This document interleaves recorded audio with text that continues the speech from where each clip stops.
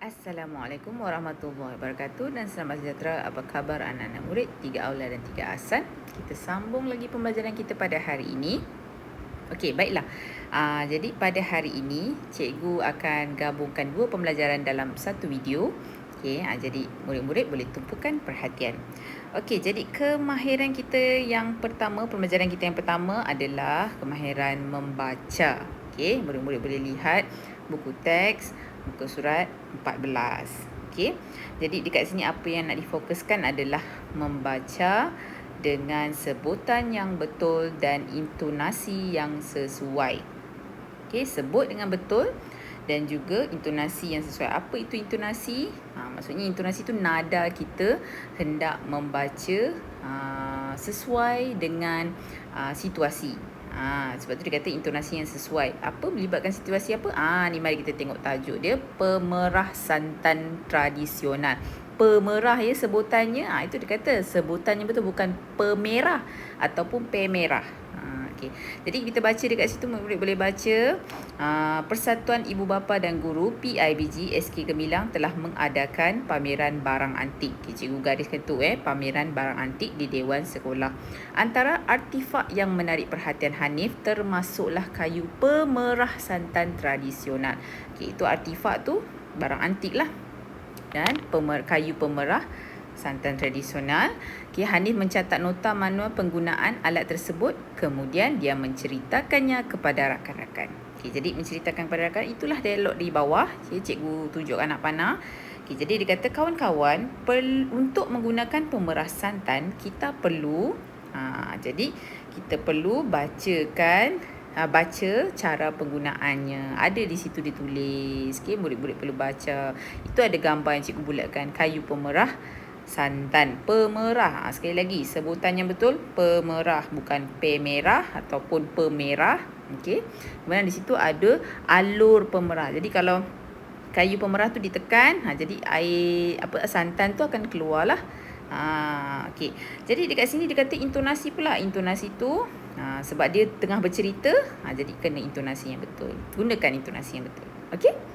Okey, jadi untuk aktiviti bagi kemahiran membaca tadi, buku aktiviti muka surat 17, dekat situ dia kata susun manual cara membuat batik lukis, kemudian baca. Okay, satu susun, yang kedua baca. Okey, dekat situ murid-murid boleh lihat ada gambar, kemudian ni. Okey, sebelum tu tengok pada QR code tu. Okey, QR code tu dia tak boleh guna. Okey, sebabnya mungkin ada dia dah buang video tersebut. Okey, tapi tak apa, cikgu ada sediakan pautan video yang baru. Okey, jadi murid-murid boleh layari pautan tersebut. Okey, tengok. Dia berkaitan dengan membuat batik lukis. Nanti murid-murid boleh buka satu lagi pautan YouTube tu untuk tengok dan isikan manual tersebut, cara dia. Okey, yang cikgu bulat-bulatkan tu isikan nombor sahaja. Jadi untuk muka surat ini sebenarnya hanya isi nombor, tapi murid-murid perlu lihat dulu pautan YouTube yang satu lagi cikgu sediakan untuk lihat untuk susun manual cara membuat batik lukis ini. Okey, kemudian bila dah nomborkan, murid-murid boleh bacalah. Okey.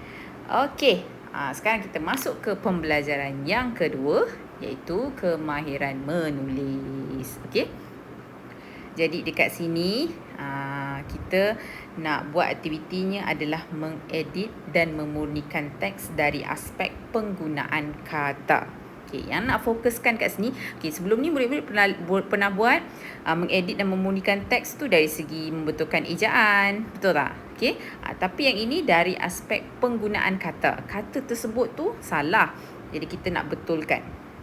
Okey, jadi sebelum kita baca, kita fokus dulu tengok kepada kotak yang cikgu buat tu. Okey, dekat situ ada penggunaan kata yang tidak tepat, senarainya. Okey, 1 sampai 10. Okey, dan sebelah kanannya pula adalah penggunaan kata yang tepat. Maksudnya daripada tak tepat tu kita tukarkan jadi yang tepat, yang betul. Okey, jadi mari kita lihat tajuk dia, kesenian masyarakat orang asli. Okey, kita bacalah sama-sama ikut cikgu.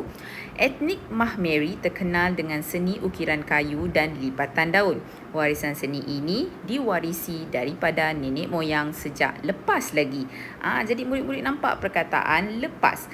Penggunaan kata itu salah. Jadi yang betul dia dahulu. Jadi kalau kita baca balik, warisan seni ini diwarisi daripada nenek moyang sejak dahulu lagi. Barulah betul. Okey, perenggan yang kedua. Seni ukiran kayu biasanya dijadikan barang hiasan dan jualan. Setiap ukiran itu mengambil jam yang lama untuk disiapkan demi kualitinya. Okey, jadi kata jam tu salah. Okey, kita tukar kepada masa. Okey, seterusnya. Okey, oleh itu hasil seni ukirannya sangat kecil. Kecil. Okay, tuliskan cikgu tuliskan di situ kecil. Jadi macam salah kan, tidak tepat. Jadi apakah perkataan yang kata yang betul, yang tepat? Ia adalah halus. Okay. Oleh itu hasil seni ukirannya sangat halus sebab kita kaitkan dengan hasil seni. Okay, hasil seni maksudnya halus. Okay, yang seterusnya, pemilihan kayunya juga dilakukan secara kemas. Okay, kata tak tepat dia kemas. Jadi memang tak tepatlah, salah lah. Okey, jadi pemilihan kayunya juga dilakukan secara teliti, bukan kemas tapi teliti. Okey, seterusnya, biasanya ranting kayu jenis nyirih batu dipakai supaya hasil ukirannya kukuh. Okey, dekat sini ada beberapa perkataan yang tidak tepat lah, penggunaan kata yang tidak tepat. Yang pertama kita jumpa ranting. Jadi ranting ni boleh ke kita nak buat ukiran? Tak boleh. Ranting kan halus. Okey, kita guna untuk ukiran, kita gunakan batang kayu. Okey, batang kayu jenis nyirih batu. Kita guna pakai ke? Dipakai. Pakai tu biasanya untuk baju, seluar kan. Jadi penggunaan kata yang tidak tepat, dipakai tu salah. Yang tepatnya adalah digunakan. Okey, seterusnya, dalam ayat ni juga ada satu lagi penggunaan kata yang tidak tepat, iaitu kukuh.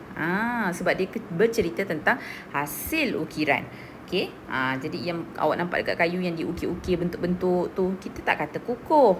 Okey, kukuh ni kalau macam kerusi, buatannya kukuh sebab dipaku, di-skru. Okey, jadi kukuh itu ditukar kepada kemas. Okey, yang tepatnya kemas lah. Okay. Seterusnya perenggan yang ketiga. Di samping itu, seni lipatan daun juga ialah hasil kepelikan etnik Mahmeri. Kenapa guna kepelikan? Awak dengar pun pelik, awak baca pun pelik.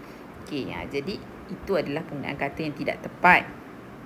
Jadi kita tulis kat situ kepelikan. Jadi kata yang betul, yang tepat ialah keunikan. Sambung. Mereka menghasilkan barang cantik diri seperti rantai, sanggul, gelang dan anting-anting daripada pucuk nipah, pandan dan daun kelapa. Jadi apa yang tidak tepat? Cantik diri, barang cantik diri. Itu yang tidak tepat. Okay, selalunya kita gunakan hiasan diri. Pernah juga sebelum ni kan, aktiviti yang sebelum ni kan kita ada buat tu. Okey, jadi kita tak kata menghasilkan barang cantik diri, kita kata menghasilkan barang perhiasan diri. Okey, itulah rantai, sanggul, gelang. Okey. Dan perenggan yang terakhir, produk mereka telah mendapat penghargaan daripada beberapa pihak. Kesenian ini haruslah diwarisi dan dibela oleh generasi muda Mahmeri. Kita kata dibela. Betul ke dibela? Ini pasal kesenian. Kenapa kita nak bela? Jadi salah. Okay. Penggunaan kata yang tepat untuk perkataan dibela ialah kita dah warisi, barang-barang tu kita kena buat apa? Kita kena jaga. Jadi perkataan yang sesuai, yang betul, ada yang tepat adalah dijaga. Okey, kesenian ini haruslah diwarisi dan dijaga oleh generasi muda Mahmeri. Okey, jadi itu adalah penggunaan kata, mengedit dan memulihkan teks dari aspek penggunaan kata daripada tidak tepat, kita tukarkan kepada yang tepat. Okey. Okey, baiklah. Jadi aktiviti yang kedua, muka surat 18. Okey. Samalah juga berkaitannya, pilih penggunaan kata yang tepat. Tulis semula dengan ayat. Tulis semula ayat dengan jawapan yang betul. Okey. Jadi dekat sini murid-murid nampak ada tajuk tapak warisan dunia. Okey, kalau nampak dekat situ, atas dia sebelah kanan dia ada tuliskan nama dan alamat dan juga tarikh. Ini cikgu bagi tahu awal-awal lah supaya awak kenal dulu. Ini adalah jenis karangan surat kiriman tidak rasmi. Okay, nanti murid-murid pun akan belajar, akan datang nanti. Okay, tapi ini sesi pengenalan. Okay. Ini adalah format penulisan karangan jenis surat kiriman tidak rasmi. Kita tulis surat kirim pada orang secara tak rasmi. Okey. Jadi dekat situ ada dibacakan ayat dia, dibacakan suratnya. Kita baca bersama-sama lah, ikut cikgu. Menemui sahabatku Jason yang berada di Woodlands, Singapura. Semoga saudara dan keluarga sihat dan ceria. Okay, jadi dekat situ cikgu gariskan Jason. Kenapa? Sebab kita nak menjawab kepada penggunaan kata yang pertama ni. Saya mengucapkan terima kasih kepada saudari, saudara kerana masih sudi. Okey. Saudari, saudara. Kenapa saudari atau saudara? Kita tengok pada nama tu lah, Jason. Jadi Jason adalah seorang lelaki. Kita tuliskan dia saudara. Okey. Yang ini cikgu padamkan yang salah. Okey, bukan kerana kita warnakan tu sebab dia betul, tak. Cikgu padamkan, tutup perkataan tu supaya yang itu salah jangan baca lagi. Kita terus baca jawapan yang betul. Okey. Saya mengucapkan terima kasih kepada saudara kerana masih sudi nampak berteman atau bersahabat. Okey. Bersahabatlah. Okey, kalau berteman tu, kalau di luar tu nak teman dia pergi tandas. Okey, tu okey. Mungkin dalam bahasa Indonesia tu berteman tu berkawan, okey. Tapi ini dalam bahasa Melayu kita kata bersahabat dengan saya. Dalam email tempoh hari saudara menyatakan bahawa saudara mahu belajar ataupun mengetahui perihal Bandaraya Melaka. Maksudnya dia nak tahulah. Okay, kalau belajar kena pergi kelas. Okay, kena belajar dengan ada guru yang mengajar. Okay, tapi ini dia nak tahu. Melaka diisytiharkan sebagai bandaraya bersejarah pada 15 April 1989.